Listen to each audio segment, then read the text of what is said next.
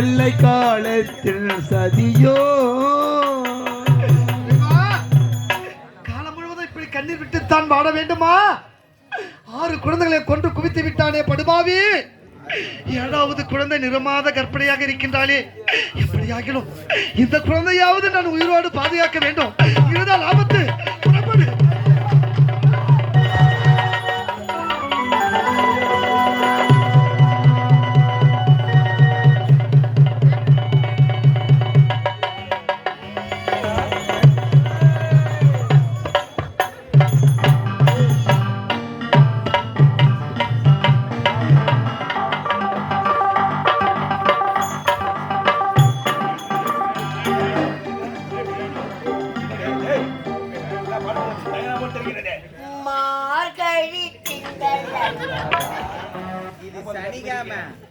எதுக்கு வந்துக்கிறேன்?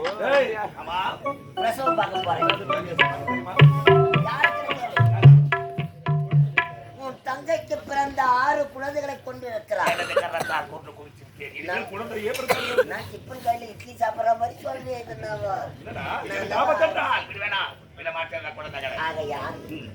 7வது குழந்தை பிறப்பதாக செய்தி வந்திருக்கிறது.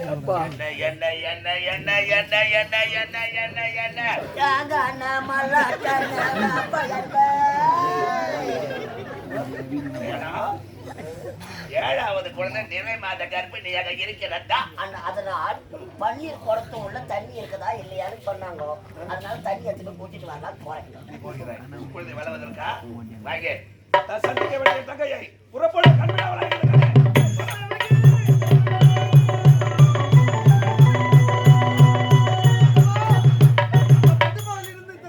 எப்படி காப்பாற்றுவது? நினைக்கும் போதே பயமாக இருக்கின்றது. எனக்கு தெரியாம இந்த குழந்தையாகிலும் உயிரோடு நம்ம காப்பாற்ற வேண்டும். ஆமாங்க. அதனால இந்த குழந்தைக்கு தெரியாம எப்படியாச்சும் இந்த குழந்தை எப்படியாச்சும்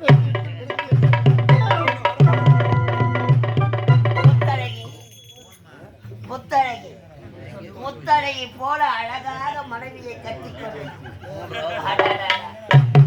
ஒரு சுகத்தை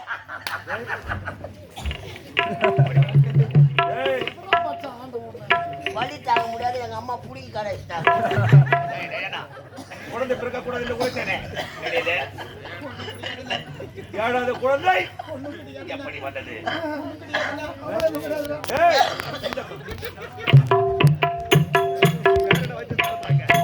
போன் பண்ணா 5 நிமிஷம் ரெடி ஆயிடுவேன். நான் ஒரு மேகி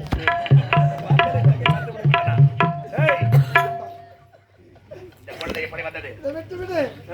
இப்பொழுது இந்த குழந்தையை தனது கடற்கல் பார்வையாளரை பற்றி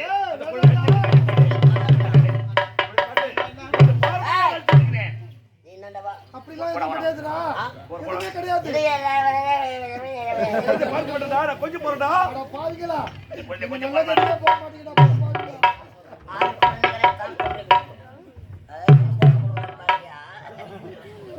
இந்த 7வது குழந்தை நிறை மாத கற்பனையாக இருக்கிறான். குழந்தை குழந்தை எப்பத்துக்கிறீங்க?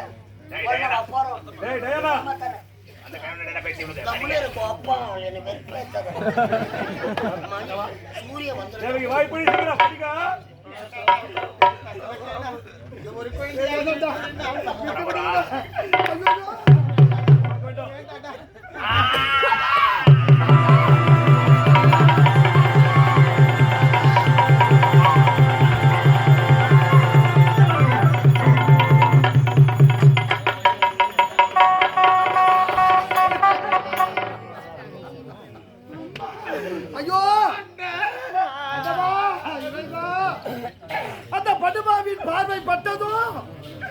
கருவில் இருந்த குழந்தை கூட இறந்து விட்டது. இறைவா, நாங்கள் யாருக்கு என்ன தீங்கு செய்தோம்? எங்களுக்கு இப்படிப்பட்ட ஒரு தண்டனை கிடைக்க வேண்டுமா? ஒரு சிசுவை கொள்வதும் ஒரு பசுவை கொள்வதும் பாவம் என்று கூறுவார்களே. அந்த படுபாவி அனைத்து பாவத்தையும் ஏத்துக்கிறானே.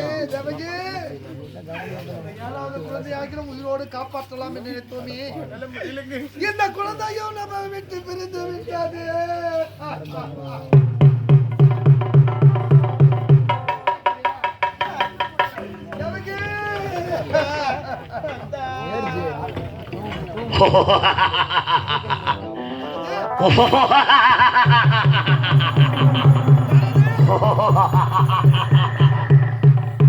அஞ்ச வேண்டாம், யாரது?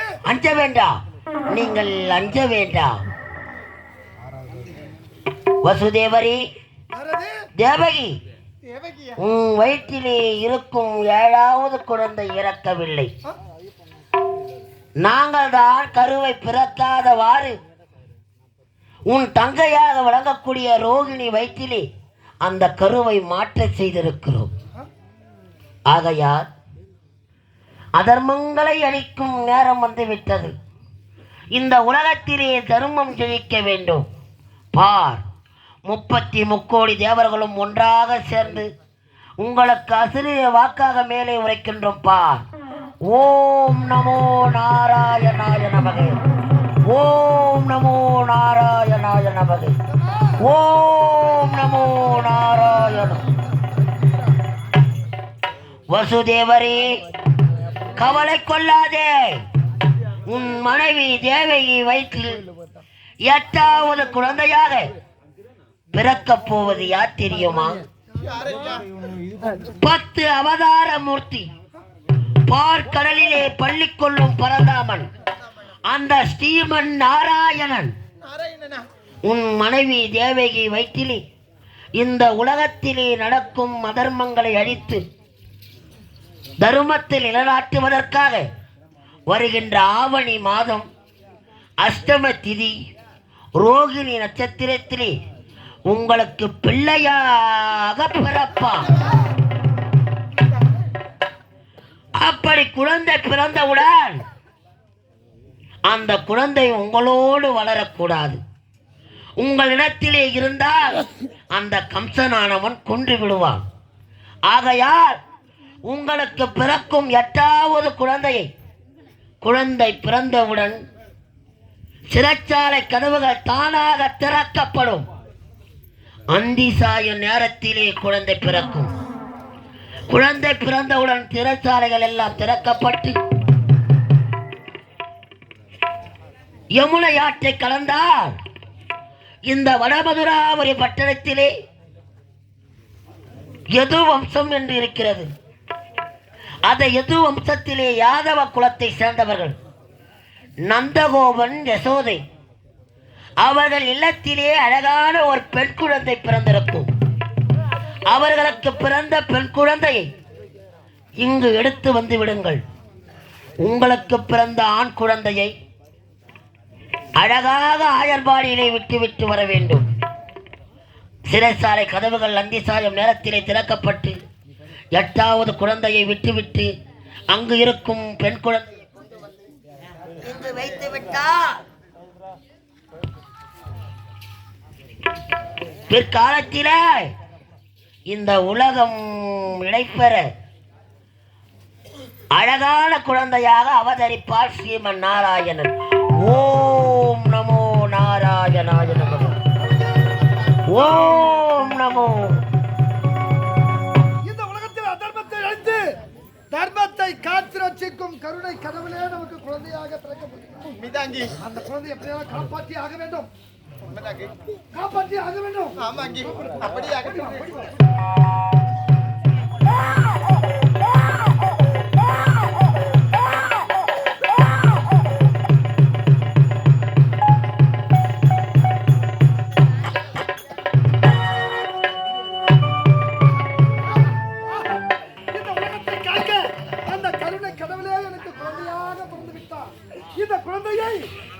ஆயர்பாடியிலே கொண்டு சேர்க்க வேண்டும். அங்கு பிறக்கின்ற குழந்தையை, பெண் குழந்தையை அந்த படுபாவிடம் ஒப்படைக்க வேண்டும். இது யமுனா நதிக்கரையில் காட்டாற்று வெள்ளம் பெருக்கெடுத்து ஓடுகிறது. இந்த ஆற்றை எப்படி கடப்பது? ஆண்டவா,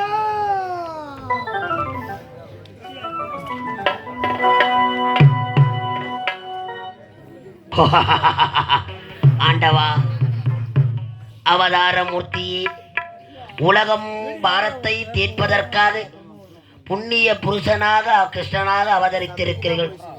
அழகாக இந்த யமுனை ஆற்றை கடக்கும் பொழுது பார்க்கடலிலே பள்ளி கொள்ளும் பரந்தாமன் உங்கள் மேனியெல்லாம் காற்றாற்று வெள்ளத்திலே தீர்ப்பட்டு போகிறது. ஆகையால் 1000 தலை கொண்ட ஆதிசேஷன், அந்த ஆதிசேஷன் மீது பள்ளி கொள்வது வழக்கம் அல்லவா? அடாமழை பெய்கிறது, காற்றாற்று வெள்ளமானது ஓடுகிறது. இந்த மழையிலிருந்து காப்பாற்று ஆதிசேஷன் உனக்கு குடையாக பிடிக்க கடவுது. ஓம் நமோ நாராயணாய நம.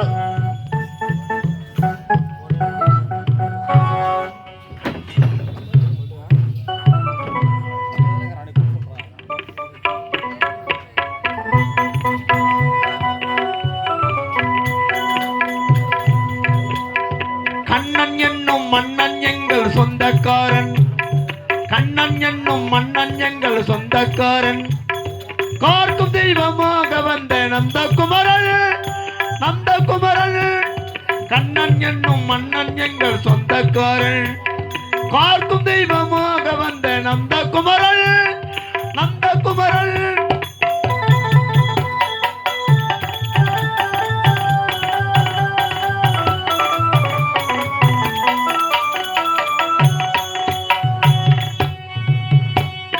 மாடுகளை மேய்க்கும் ஒரு மந்தைக்காரன், மல்லர் என்ற வில்லரை கொன்ற விந்தைக்காரன்.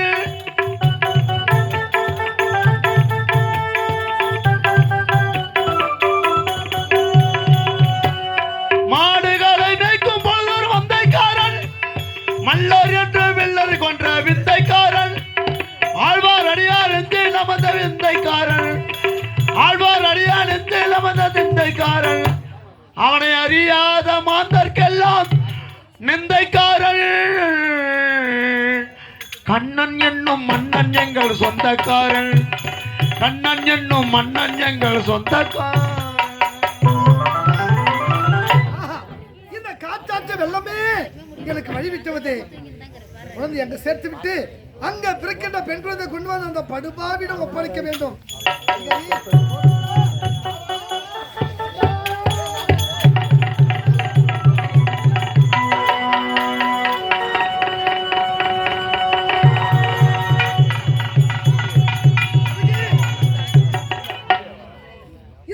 உலகத்தை காக்கும் கடவுளை கொண்டு சேர்த்து விட்டோம். அங்கு பிறந்த அந்த பெண் குழந்தை கொண்டு வந்து விட்டோம். இந்த குழந்தையை அந்த படுபாவி உயிரோடு விடவே மாட்டான். என்ன செய்வது? இந்த பார்க்க எவ்வளவு அழகாக இருக்கின்றது. அப்படிதான் அவன் கொல்ல போகிறான்.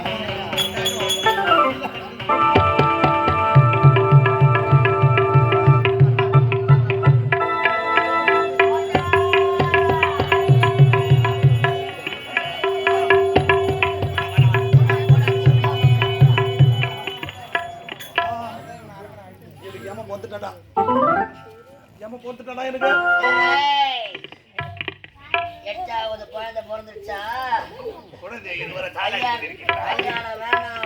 வேணாம் சொல்லு. நான் பொட்ட ரவுடிங்க நாங்க.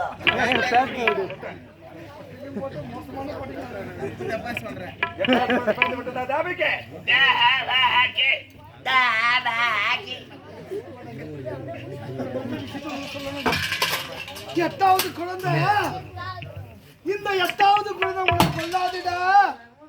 எட்டாவது குழந்தை ஒரு பெண் குழந்தையா பிறந்திருக்குதுடா. ஒரு பொட்டையை கொள்வதா? சிக்க வேண்டிய விஷயம் அல்லவா?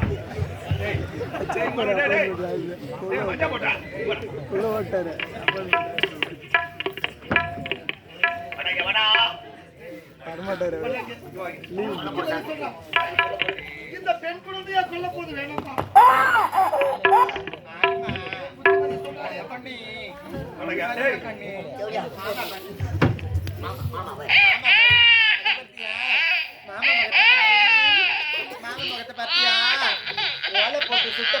மாதிரி இருக்குது. மாமா ரெட்ட கொட்டை பணம் கொட்டாது.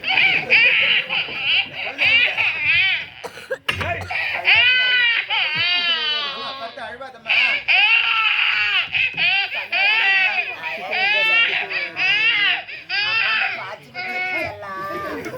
நீ குடிக்கிறியா இல்ல நான்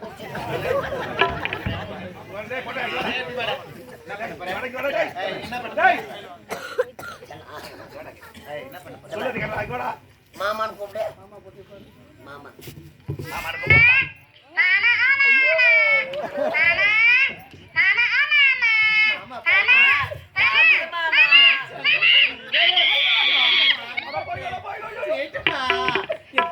எத்தனை வாட்டி என்ன மாமா தாய் மாமா பாரு உனக்கு மாமா மம்மு பிச்சி அதெல்லாம் வாங்கி தர மாட்டாரு.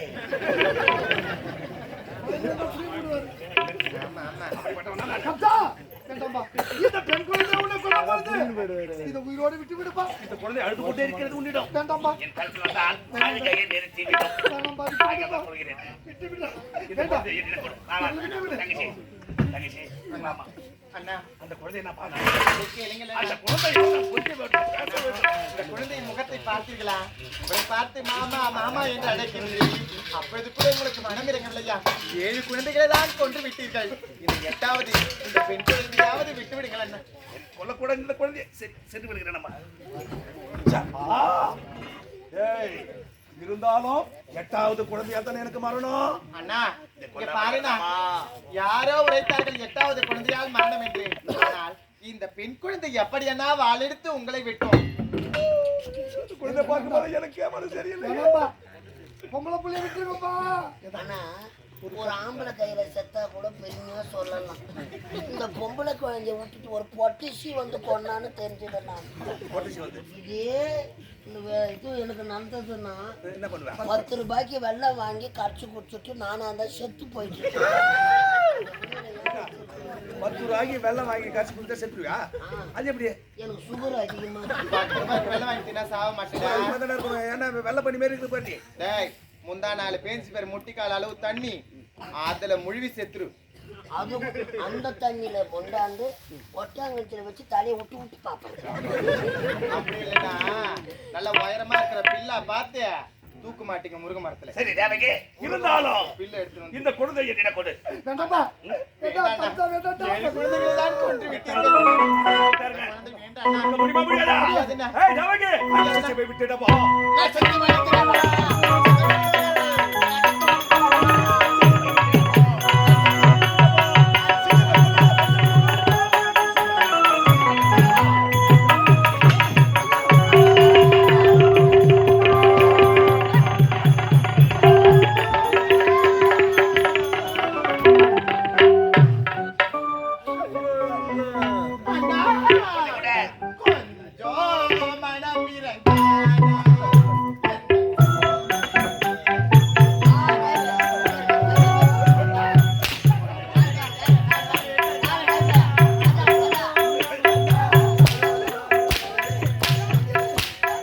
எந்த கோலத்தின் நிலை புரியா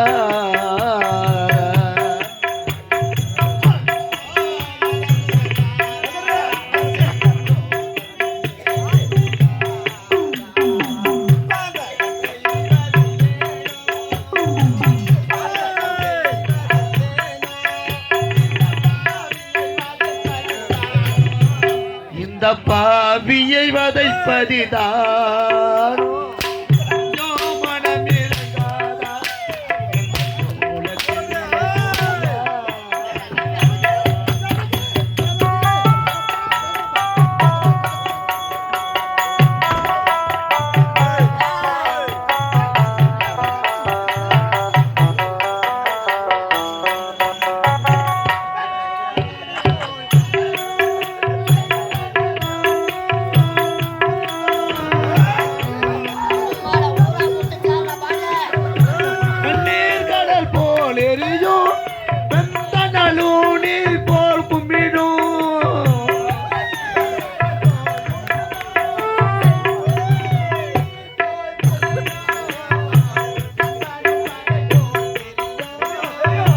நண்பனும் பகை போல் தெரியும்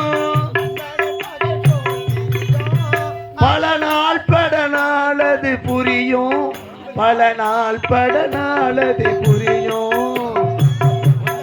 மனம் இறங்காதா இந்த சோளத்தின் நிலை புரியா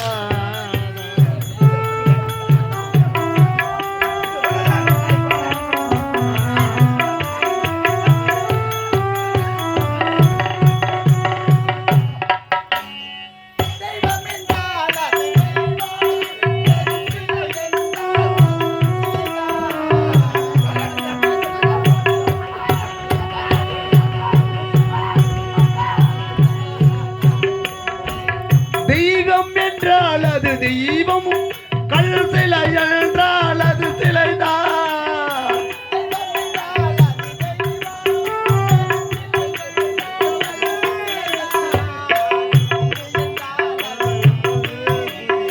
உண்டு என்றால் அது உண்டு, இல்லை என்றால் அது இல்லை, இல்லை என்றால் அது இல்லை. கொஞ்சம் மனமே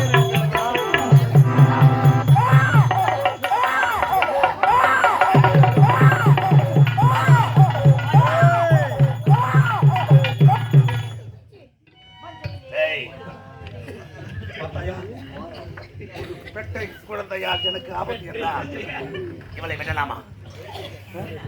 என்ன எப்படி பாகுது பாரு அந்த பொண்ணு, இந்த பொண்ணு என்ன எப்படி பாகுது பாரா? இப்போதே பார் உன்னை கொண்டு கூத்தி விடுகிறேன்.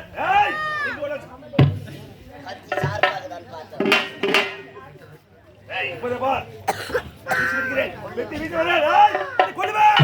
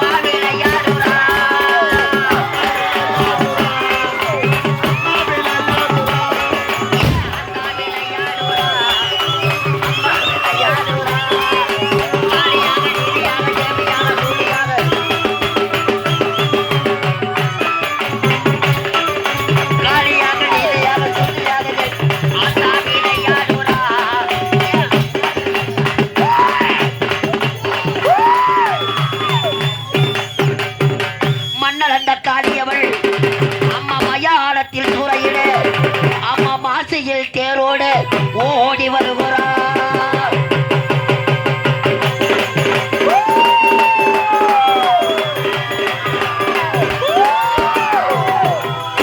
அங்கையர் கன்னியா என் அங்காள பரமேஸ்வரி மேல்மலையனூர் எல்லையில் ஓடி வருகிறார். அம்மா மஞ்சா போடவ கட்டி உச்சார பாட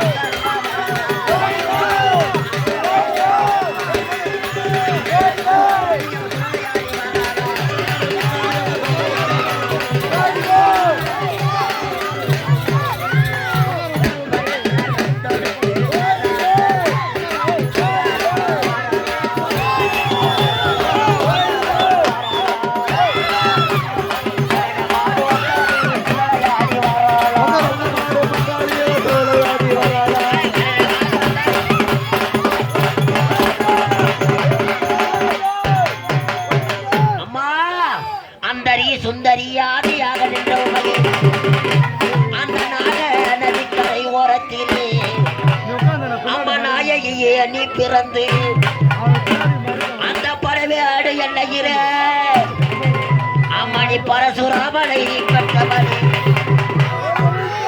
அக்காலும் தங்கையாலும் நாங்கள் அழைக்கும் குரல் கேட்டு இந்த அழகான கணேசபுரத்திலே புகழோடு வாழ்ந்திருக்கும் அன்னையே மாரியம்மா. மாரியம்மா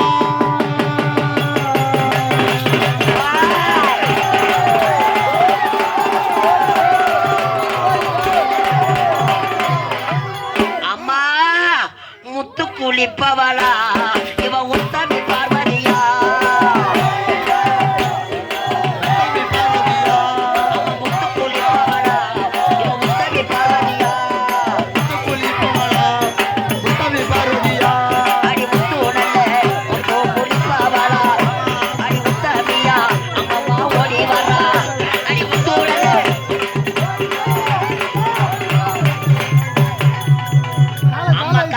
என்றபடி கருமாரியானபடி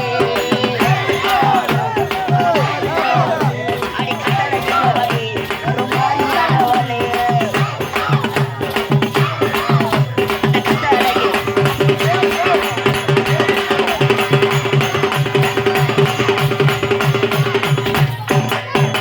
அம்மா கொட்டு முரசுல கொக்கரிக்கும் வெப்பலையா